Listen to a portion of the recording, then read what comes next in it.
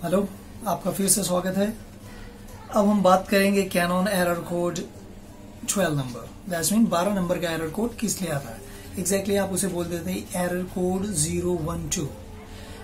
अगर इसके हिसाब से देखें तो ये बोलता है ड्रम यूनिट, जो दैट्स मीन ड्रम यूनिट को घुमाने के लिए जो मोटर लगा रहता है वो मोटर काम नहीं करता, तो 12 नंबर का एरर कोड आता है।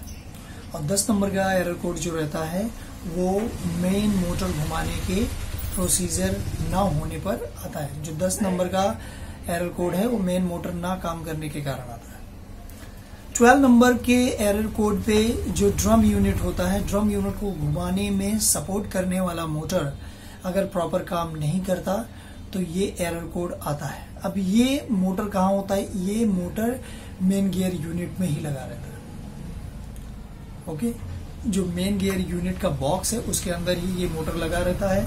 अगर किसी भी तरह का फॉल्ट इस मोटर में आता है तो ये एरर कोड शो होता है। सेकेंड थिंग, अगर इसका वायरिंग फॉल्ट हो जाता है तो ये एरर कोड दिखाता है। और मोस्टली जैसे मैंने और सारी वीडियो में बताया है कि अगर कोई भी फॉल्ट आ रहा है, एरर कोड आ रहा है, तो उसमें मोटर का या सेंसर का, तो उसमें सेकेंड थिंग होता है DC board.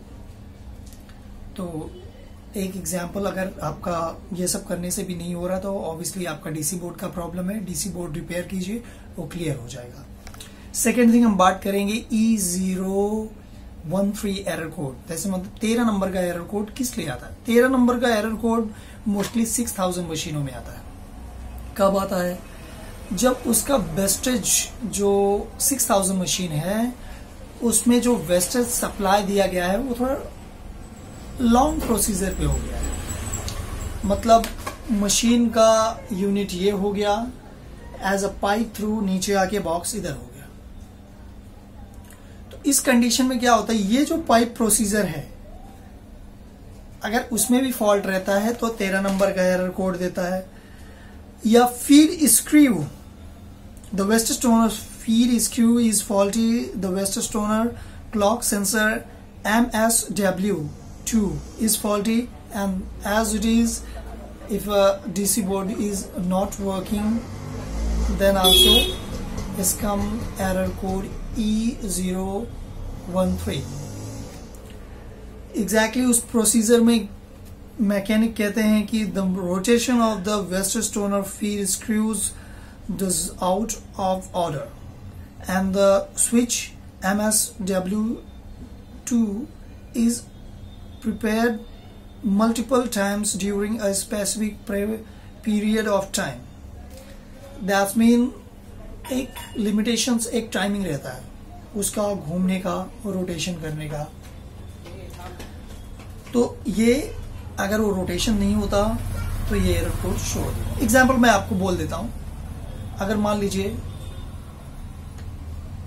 Drum unit wastage toner create किया, वो टोनर उस पाइप के थ्रू जब आता है, अगर कहीं ब्लॉक हो जाता है तो वहां इसका एक स्विच लगा रहता है SW, दैट्स मीन इसका मतलब होता है स्विच।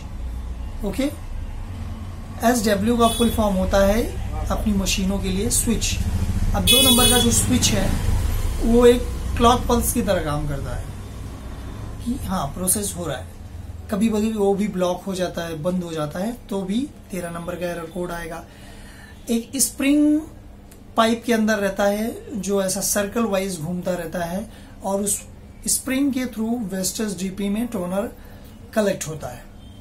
अगर वो स्प्रिंग भी ब्लॉक हो जाता है या एज कोई भी रीजन टोनर जब वेस्टेज तक नहीं पहुंच पाता, ब्लॉक हो जाता है, तो 13 नंबर का एरर कोड IR 6000 मशीन में देता है। 13 नंबर का एरर कोड 3300 मशीन में नहीं आता, डिजिटल मशीनों में कभी नहीं आता, रेयरली कोई अदर रीजन हो तो आ जाता है। ओके,